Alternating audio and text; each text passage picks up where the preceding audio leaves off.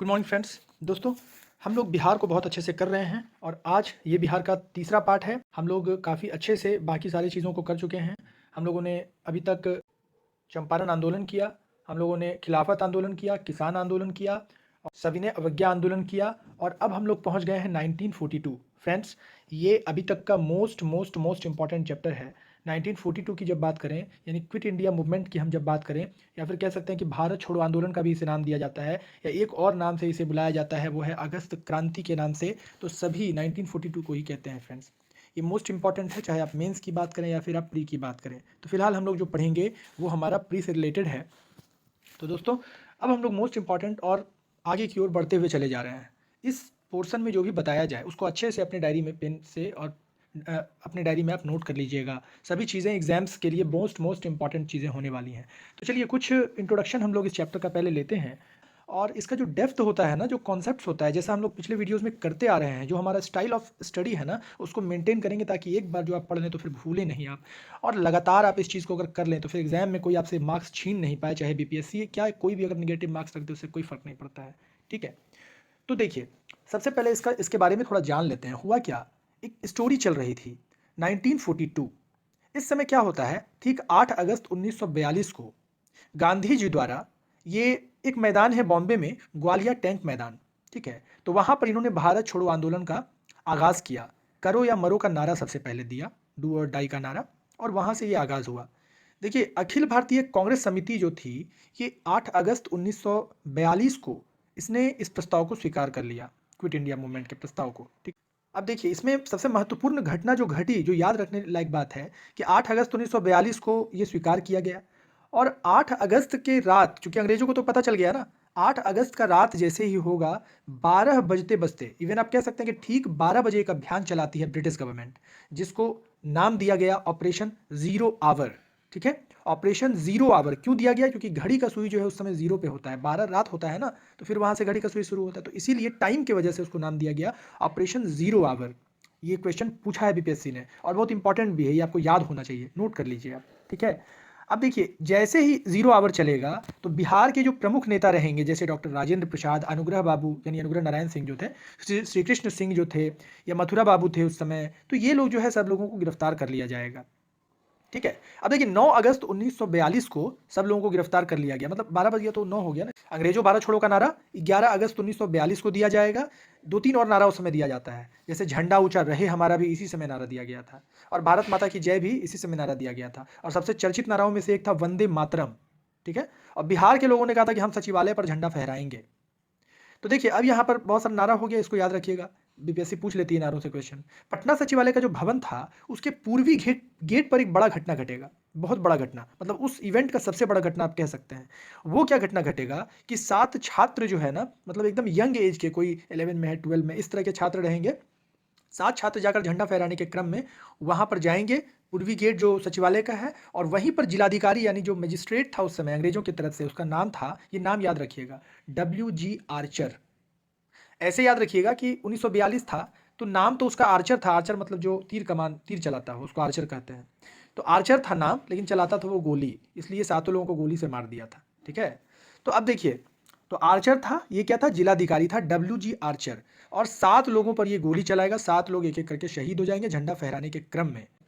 अब देखिए, यहाँ पर एक सवाल है कि अगर 7 छात्र मर जाएंगे, शहीद हो जाएंगे, अगर 7 छात्र शहीद हो जाएंगे तो झंडा फहराएगा कौन?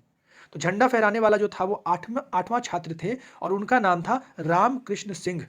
इसको ऐसे याद रखिए कि झंडा फहराने का जो दमखम होगा या जो सफलता मिलेगा, वो उसी को मिलेगा ना जिस पर राम और कृष्ण दोनों का कृपा होगा। तो रामकृष्ण सिंह जो है वो झंडा फहराएंगे। ये कहाँ के छात्र थे, तो ये पटना कॉलेज के छात्र थे। ठीक है, और ये रहने वाले मोकामा वासी थे।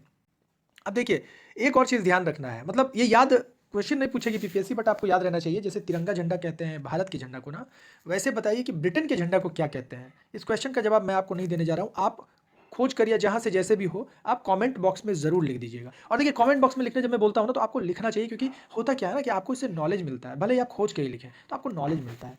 अब देखिए, दूसरा एक और इम्पॉर्टेंट फैक्ट जो है कि सचिवालय का जो सुरक्षा का जिम्मेदारी था, वो भारतीय बंदूकधारी गोरखा पुलिस को सौंपा गया था।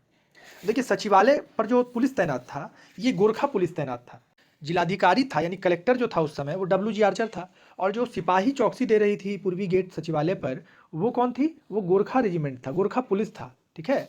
सचिवालय कांड के बाद 2 दिन तक पटना बंद रहेगा दोस्तों, 2 दिन तक हड़ताल रहेगा जबरदस्त तरीके से इसके विरोध में।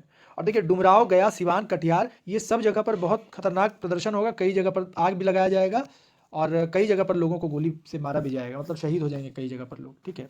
तो कुछ नाम याद रखना है हम लोगों को, जैसे डुमराव से आपके कपिल मुनि जी थे, गया से आपके श्याम बिहारी लाल थे, तो फुलेना प्रसाद जो थे वो सिवान से थे, कटिहार से ध्रुव कुमार थे, ये बहुत ज़्यादा चर्चित थे क्योंकि ये 13 साल के ही थे और शहीद हो गए थे, तो इनके नाम पे बाद में ध्रुव दल भी कभी गठन होगा। खैर, तो ये चीज़ें हैं जो आपको याद रहनी चाहिए, सही जगह से चीज़ों को लेकर सही जगह पर पुट कर देना है और आपका सिलेक्शन होगा।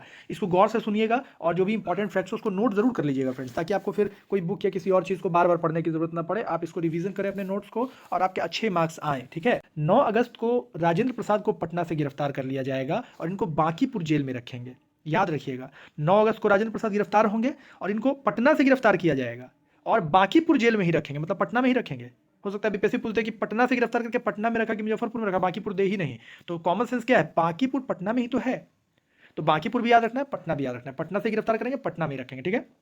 10 अगस्त को डॉक्टर श्रीकृष्ण सिंह को भी पटना में गिरफ्तार किया गया था। ये एक्चुअली उस समय गांव गए हुए थे अपने, तो एक दिन बाद घूम फिर के छुट्टी उट्टी लिए होंगे, तो छुट्टी लेकर जब वापस आए ब्रेक पूरा करके, तो अंग्रेज जो है इनको पकड़ के ले गया कि चलिए थोड़ा आराम कीजिएगा जेल में भी। तो 10 तारीख को डॉक्टर श्रीकृष्ण सिंह, ठीक है, और 11 अगस्त को अनुग्रह नारायण सिंह। तो 9 राजेंद्र प्रसाद, 10 डॉक्टर श्रीकृष्ण सिंह और 11 अनुग्रह नारायण सिंह। देखिए बिहार स्पेशल पढ़ रहे हैं इसलिए कुछ चीज़ों को याद रखना पड़ेगा आपको, नेशनल के लिए ज़्यादा चीज़ नहीं है। 9 अगस्त को ही सबको गिरफ्तार कर लिया गया था। क्या जब हम नेशनल पढ़ेंगे तब देखेंगे कि गांधी जी और बाकी लोगों को क्या कैसे। ठीक है। अब देखिए बलदेव सहाय जो थे ये सरकारी नीति के विरोध में महाधिवक्ता थे, उस समय एडवोकेट जनरल हुआ करते थे ये। ठीक है। तो एडवोकेट जनरल हुआ करते थे कौन? बलदेव सहाय। ये त्याग पत्र देंगे 1942 में। तो आप कमेंट बॉक्स में हमको ये लिखकर बताइए कि 1920 में कौन आदमी वकालत से इस्तीफा देंगे, त्याग पत्र देंगे, कौन वकील थे 1920 में, असहयोग आंदोलन में कौन इस्तीफा देंगे, बताइए जल्दी से। ठीक है। आप लिखिए, चलिए हम लोग आगे बढ़ते हैं। बलदेव सहाय ने सरकारी नीति के विरोध में, नीति मतलब था ही, तो उसके विरोध में जो था महाधिवक्ता थे, तो त्याग पत्र दे देंगे। ये कब देंगे? 1942 में। अब देखिए एक और इंपॉर्टेंट चीज आपको याद रखना है कि सचिवालय गोलीकांड जो हुआ था ना, इसके विरोध में 12 अगस्त को पटना में पूर्ण हड़ताल होगा। हम लोग देखें कि 2 दिन पटना बंद होगा। और देखिए बिहार प्रांतीय कांग्रेस कमेटी के जो अध्यक्ष थे माया प्रसाद सिन्हा थे ये उस समय। ठीक है। ये पटना रेलवे स्टेशन पर इनको गिरफ्तार किया जाएगा 12 तारीख को। और देखिए मोस्ट इंपॉर्टेंट बीपीएससी जैसे पिछले बार एक क्वेश्चन पूछा था कि जो 7 लोग थे उनमें से एक का नाम पूछा था और वो किस कॉलेज के छात्र थे, शायद ये भी पूछा था। तो ये जो 7 छात्र हैं ना, इनका हम लोग नाम याद करेंगे और ये किस जगह से बिलोंग करते थे इसको हम लोग याद करेंगे। ठीक है। तो ये हम लोग जब पीक्यू वगैरह कर रहे होंगे ना उस समय हम लोग करेंगे, आपको बताया मैंने। अब देखिए कुछ और भी इंपॉर्टेंट फैक्ट्स है इससे रिलेटेड जो आपको याद रहना ही चाहिए। देखिए इस आंदोलन में महिलाओं की भी बहुत महत्वपूर्ण भूमिका थी। तो कभी कभी पूछ देता है ना कि कौन सी महिला निम्नलिखित में से शामिल थीं या ये क्या थीं। तो जैसे प्रभावती देवी के बारे में पूछा है कि ये किनकी पत्नी थीं। ठीक है। तो कुछ नाम ले रहा हूँ, इसको आप याद रखिएगा। 1942 के समय एक जुलूस निकलेगा महिलाओं का, ये कांग्रेस मैदान में। तो भगवती देवी राजेंद्र प्रसाद की बहन थी, भगवती देवी राजेंद्र प्रसाद की बहन थी, ये उसका अध्यक्षता करेंगी। ठीक है। देखिए एक सभा आयोजित होगी, उसमें सुंदरी देवी रहेंगी, ये शंभू शरण वर्मा की पत्नी थी। राम प्यारी देवी जगत नारायण लाल की पत्नी। अच्छा अभी हम लोग पढ़ेंगे 1942 में जो एक दस्ता बनाया गया था, आज़ाद दस्ता, जयप्रकाश नारायण के माध्यम से, जो आगे हम लोग अच्छे से अभी देखेंगे भी उसको। तो इसी से रिलेटेड याद रखिए कि इसी तरह का एक सियाराम दल बना था और बीपीएससी शायद इसी बार ये क्वेश्चन पूछा है कि सियाराम दल जो है ये इसके नेता कौन थे या फिर ये कहाँ से था। तो सियाराम दल याद रखिएगा। तो जिस तरह से आज़ाद दस्ता था उस तरह से सियाराम दल भागलपुर में इसका गठन होगा। और एक और नाम आएगा ऋषि दल। तो चंपारण में ऋषि दल नाम का एक संगठन बनाया गया था जिसका गठन करने वाले रामाश्रय दुबे थे। ठीक है। तो इस तरह से कुछ फैक्ट्स और याद रखना। कुछ पत्रिका का भी नाम ध्यान में रखना है दोस्तों, जैसे भारत छोड़ो आंदोलन के दौरान जो है ना, पटना से कुछ पत्रिकाएं प्रकाशित हुआ करती थी। ठीक है। तो इनमें से क्या हुआ ना कि पत्रिकाओं का प्रकाशन होना एक तरह से देखिए तो बंद हो गया था। उसमें 2-3 नाम बहुत महत्वपूर्ण है तो काफ़ी नाम, 2-3 नाम आपको याद रखना है। इसमें सबसे प्रमुख नाम है सर्च लाइट का, जो कि हिंदी में प्रदीप के नाम से भी बाद में निकलता था। तो सर्च लाइट का। और दूसरा नाम है इंडियन नेशन का। देखिए सर्च लाइट के तो बहुत सारे संपादक थे, बीपीएससी क्वेश्चन पूछा था, उसका आंसर था मुरली मनोहर प्रसाद, लेकिन इसका आंसर जो है वो आपका सचिदानंद सिन्हा भी इसके संपादक रहे और भी कई लोग रहे हैं। तो ये हो गया। दूसरा था आपका और सर्च लाइट इंग्लिश में था, प्रदीप हिंदी में था इसका। ठीक है। देखिए इंडियन नेशन जो है ना, ये बहुत इंपॉर्टेंट पत्रिका है और इंडियन नेशन महाराजा दरभंगा के माध्यम से निकाला जाएगा, जिनका नाम था कामेश्वर सिंह। ठीक है। और एक और पत्रिका था राष्ट्रवाणी। तो इस तरह से कुछ पत्रिका का नाम ध्यान में आप रखिएगा। अब देखिए 1942 में जिन लोगों को जेल में बंद किया गया था, उनमें से क्या है ना कि कुछ जिन जिन जेल में जिसको बंद किया गया था, इसका आपको याद रखना है। बीपीएससी से क्वेश्चन पूछा हुआ है कि बांकीपुर में जेल में कौन बंद था, या फिर हजारीबाग जेल में कौन बंद था, या राजेंद्र प्रसाद को कहाँ बंद किया गया था, या अनुग्रह नारायण सिंह कहाँ पर बंद थे जेल में। तो ये क्वेश्चन आता है, तो आप इसको ध्यान से रखिए और नोट कर लीजिए कि डॉक्टर राजेंद्र प्रसाद बांकीपुर जेल में बंद किया गया था उनको, और जयप्रकाश नारायण जो मोस्ट इंपॉर्टेंट है, जो पूछ चुका है कई बार, ये हजारीबाग जेल में इनको बंद किया गया था। ठीक है, 1942 की बात कर रहे हैं। योगेंद्र शुक्ल को बक्सर जेल में बंद किया गया था। अनुग्रह नारायण सिन्हा जो थे ये बांकीपुर जेल में बंद किया गया था इनको, और श्री कृष्ण सिंह को भी बांकीपुर जेल में। तो देखिए 3 लोग जो थे ना ये बांकीपुर जेल में थे। राजेंद्र प्रसाद, डॉक्टर श्री कृष्ण सिंह और अनुग्रह नारायण सिन्हा जो थे ये बांकीपुर जेल में बंद थे, और जयप्रकाश नारायण हजारीबाग जेल में बंद थे। और योगेंद्र शुक्ल का भी याद रखिए, ये बक्सर जेल में बंद थे। ये योगेंद्र शुक्ल वही है जो मौलानिया कांड हम लोग पढ़ चुके हैं, ये वही योगेंद्र शुक्ल हैं। ठीक है, अब देखिए इसमें कुछ और चीज़ों को हम लोगों को याद रखना है, कुछ फैक्ट है छोटा मोटा, उसको याद रखते चलना है। 1942 का जो क्रांति था इसको अगस्त क्रांति कहते हैं, और देखिए इसको हम लोग कहते हैं क्विट इंडिया मूवमेंट, मतलब जो अंग्रेजों भारत छोड़ो भी इस समय कहा गया, करो या मरो, हम लोगों ने देखा इन सारी चीज़ों को। तो सारण जिला जो था ना, सारण जिला से जगलाल चौधरी जो है ये थाना जला दिए थे। सारण जिला से जगलाल चौधरी जलाएंगे। ठीक है, और चंपारण जिला में जो है ये समानांतर सरकार का गठन किया जाएगा। एक्चुअली क्या है, चंपारण जिला में एक गोविंदपुर थाना था, यहाँ पर ऋषि महादेव प्रसाद, जगन्नाथ प्रसाद, ब्रह्मानंद तिवारी, इन लोगों ने क्या किया था ना कि समानांतर सरकार बनाई थी। देखिए बीपीएससी कैसे कैसे क्वेश्चन पूछेगा ना कि 1942 में बिहार में किस जगह पर, किस स्थान पर समानांतर सरकार बनाया गया था। समानांतर सरकार का क्या मतलब होता है, जैसे मान लीजिए गवर्नमेंट चल रहा है तो एंटी गवर्नमेंट, मतलब उस गवर्नमेंट का शासन वहाँ खत्म कर दिया, तो उतने दिन तक, जिस समय तक ये चलेगा, तो वहाँ अंग्रेज का कुछ नहीं चलेगा, इसी लोग का सरकार चलेगा। ठीक है, ये होता है समानांतर सरकार। ठीक है, तो ये चंपारण में बिहार में 1942 में किया गया था। ऐसे कई जगह किया था, हम लोग सिलसिलेवार ढंग से देखेंगे। तो चंपारण याद रखिएगा, और ये भी याद रखिए कि चंपारण में काफ़ी समय तक ये वाला जो मैटर था वो था। और देखिए सारण जिला जो था ना, यहाँ पर किसानों का जबरदस्त विद्रोह हुआ, जबरदस्त। तो इस समय क्या था कि इतना ज़्यादा भयंकर हो गया स्थिति ना कि अपराधी जिला घोषित किया गया। तो क्वेश्चन पूछता है कि किस जिला को अपराधी घोषित किया गया, तो सारण जिला को अपराधी घोषित किया गया। ठीक है, चलिए एक और बहुत इंपॉर्टेंट मैटर है कि 13 अगस्त को कटिहार जो थाना था ना, कटिहार थाना, उसमें 13 अगस्त को झंडा फहराते समय 13 वर्ष के बालक ध्रुव कुमार, अभी हम लोग डिस्कस किए थे इसको, तो 13 वर्ष के जो बालक थे ध्रुव कुमार, इनको गोली मार दी जाएगी और ये शहीद हो जाएंगे। ठीक है, अब कि 2 चीज़ याद रखना कि ध्रुव कुमार कहाँ के थे, तो कटिहार के थे। और ध्रुव दल का गठन भी पूछता है, ये भी पूछा हुआ क्वेश्चन है। तो ध्रुव दल कहाँ से बिलोंग करेगा, तो कटिहार से बिलोंग करेगा, जहाँ से ध्रुव कुमार है वहीं से ध्रुव दल है। ठीक है, और सियाराम सिंह पूछा तो कहाँ के हैं, जहाँ से हम लोग पढ़े सियाराम दल है वहीं से सियाराम सिंह है, यानी भागलपुर से। तो इसी तरह जोड़ जोड़ के याद रखना है आपको। ठीक है, अब देखिए 13 अगस्त को एक इंपॉर्टेंट फैक्ट है कि हजारीबाग की सरस्वती देवी और कुछ महिला बंदियों को भागलपुर सेंट्रल जेल ले जाया जा रहा था, और यहाँ पर इनको जो है कुछ छात्र छुड़वाएंगे पुलिस के गिरफ्त से। ठीक है, ये घटना जो होगा ये नाथनगर में होगा, तो एक मतलब काफ़ी भीड़ वाला एरिया में होगा। तो ये छात्र लोग छुड़ाएंगे, ये याद रखिएगा। ये क्वेश्चन पूछा किसने छुड़ाया, तो छात्रों ने छुड़ाया था इनको। और सरस्वती जी जो थी ये लाजपत पार्क में क्रांतिकारी भाषण दी थी। अब देखिए दरभंगा में कुलानंद वैदिक और संगवारा में कर्पूरी ठाकुर ने संचार व्यवस्था ठप कर दिया था। तो संचार व्यवस्था ऐसे तो नेशनल लेवल पर बहुत हुआ था, लेकिन यहाँ का पूछे कि दरभंगा में किसने किया था, तो कुलानंद वैदिक, नाम से ही लग रहा है कि दरभंगा साइड से ही होंगे। तो दरभंगा के कुलानंद वैदिक और संगवारा से कर्पूरी ठाकुर। ठीक है, और जेल वाला जो हम लोगों ने डिस्कस किया वो एकदम याद रखिएगा, बहुत इंपॉर्टेंट क्वेश्चन है। एक वीडियो में बनाऊंगा जिसमें जितना मोस्ट इंपॉर्टेंट फैक्ट है ना, मोस्ट इंपॉर्टेंट, वो उसमें सिंपली हम लोग डिस्कस कर लेंगे एक एक लाइन में, क्योंकि आप लोग वीडियो सारा देखे हुए अगर हैं तो आपको ऐसे ही याद हो जाएगा। बस ऐसे रिवीजन तौर पे बनाएंगे वीडियो। अगर आप लोग को लगेगा कि बनाना चाहिए तो कमेंट बॉक्स में लिख दीजिएगा, मैं बना दूंगा, है ना। कुछ लोग अगर लिखेंगे तभी बनाएंगे, नहीं तो क्यों बनाएंगे, नहीं तो वीडियो तो चल ही रहा है ना सारा। अब देखिए बिहार में कुछ भूमिगत संगठन बनेगा, संगठनों से क्वेश्चन आ जाता है 1942 में, जैसे आज़ाद दस्ता, जैसे सियाराम दल, जैसे ध्रुव दल, इस तरह से संगठन से क्वेश्चन आ जाता है। ठीक है, तो भारत छोड़ो आंदोलन के दौरान जो है ये लोक नायक जयप्रकाश नारायण हजारीबाग जेल से जो है वो 9 नवंबर 1942 को भाग जाएंगे। देखिए इस बार बीपीएससी क्वेश्चन पूछी थी 67 में जो री एग्जाम हुआ था इसमें, कि किस दिन ये लोग जेल से भागे, जयप्रकाश नारायण जो है, तो ये लोग भागे थे 9 नवंबर। तो क्वेश्चन ये नहीं पूछा था, क्वेश्चन पूछा था कि वो जो दिन भागे थे वो होली था, दिवाली था, दशहरा था, क्रिसमस था, 1 जनवरी था, क्या था बताइए। तो वो जो समय था वो दिवाली का समय था, याद रखिएगा, कुछ भी पूछ देगा ये लोग। तो 9 नवंबर है तो दिवाली ही होगा। अब देखिए इसके बाद जो इंपॉर्टेंट चीज़ याद रखना है कि इस समय जयप्रकाश नारायण के साथ 9 नवंबर 1942 को कुछ और लोग भागेंगे, जिसका नाम है रामानंद सिंह, योगेंद्र शुक्ल, सूरज नारायण सिंह, गुलाब चंद्र गुप्त और शालिग्राम सिंह। इन चीज़ों को हम लोग कोडिंग से भी याद करेंगे जब हम लोग PYQ करेंगे। तो ठीक है, अभी बस सुनते चलिए, इसको रिवीजन कर लीजिए, वीडियो तो याद हो जाएगा। अब देखिए, हजारीबाग जेल से फरार योगेंद्र शुक्ल को बाद में 4 दिसंबर 1942 को करनौती के बाल गोविंद सिंह के साथ मुजफ्फरपुर में गिरफ्तार कर लिया गया। तो याद क्या रखना है, योगेंद्र शुक्ल को कहाँ गिरफ्तार किया गया? मुजफ्फरपुर। क्वेश्चन पूछा बीपीएससी की, योगेंद्र शुक्ल को जो है वो पटना कब लाया गया था?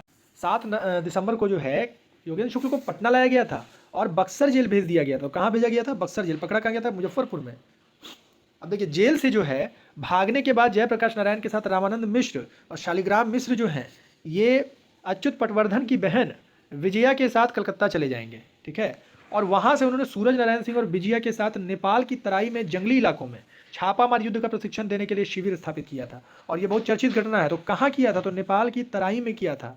इसका डिटेल हम लोग और देखेंगे, और राजविलास जंगल में बहुत चीज़ें, तो वो सब भी समझेंगे हम लोग आगे। अब देखिए, आज़ाद दस्ता। आज़ाद दस्ता की अगर बात करें तो मार्च 1943 में आज़ाद दस्ता के अखिल भारतीय केंद्र और बिहार प्रांतीय कार्यालय का गठन जयप्रकाश नारायण द्वारा नेपाल में किया जाएगा।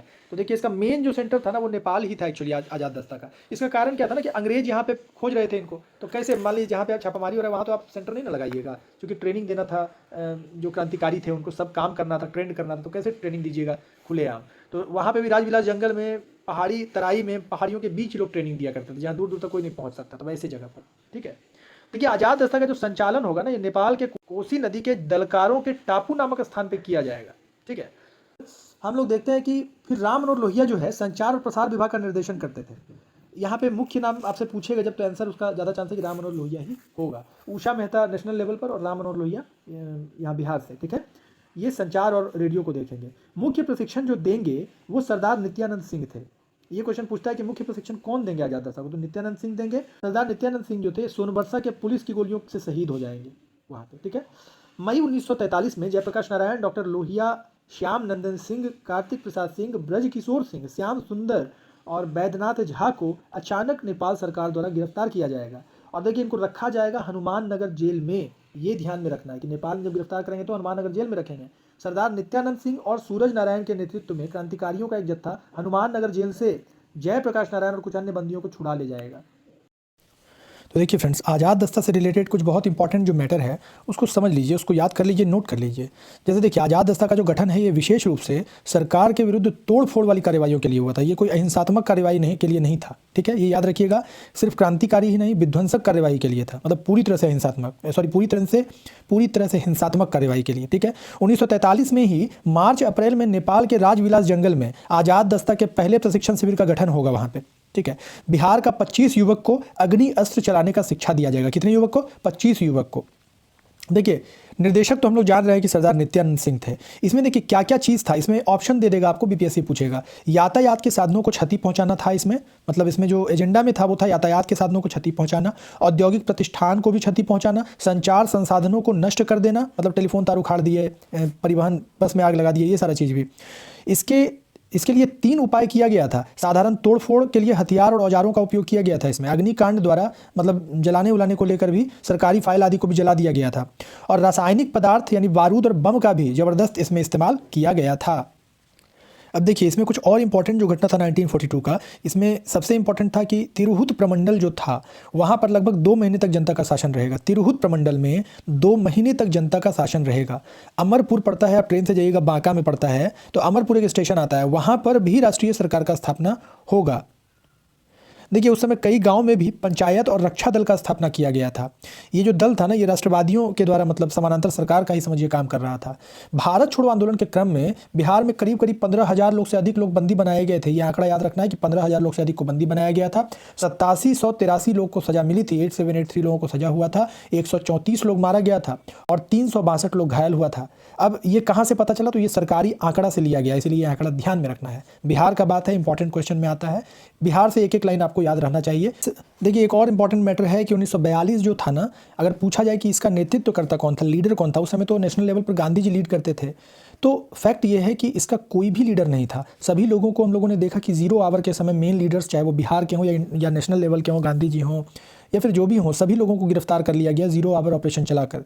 तो जब सभी गिरफ्तार हो गया तो कौन लीडर होगा? तो जवाब क्या होगा इस क्वेश्चन का कि यह स्वतः स्फूर्त था। अब अगले वीडियो में हम लोग PYQ के माध्यम से बहुत डिटेल में इस पोर्शन को देखेंगे और इसको और भी ठोस करेंगे।